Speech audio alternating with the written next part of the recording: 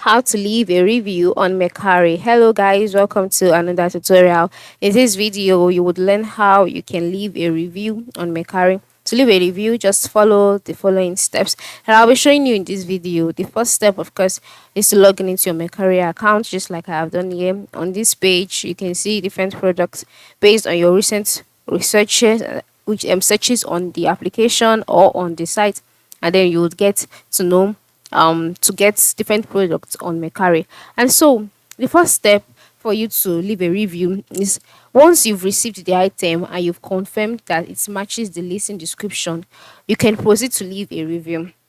To do so, move to the top left corner of the screen in order to go to your orders page. By going to top left corner, click on the three horizontal lines amongst the options displayed.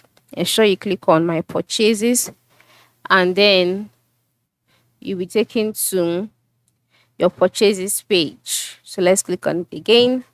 And as you can see, you are being redirected. So on your purchases page, you would see different orders that you've made, the completed orders, the ones in progress, as well as the completed orders. So ensure you select the completed tab. So after selecting the completed tab, under the completed tab, you would see all of your orders that you've made that has been completed. And once you've done that, click on the particular item that you would like to leave a review for.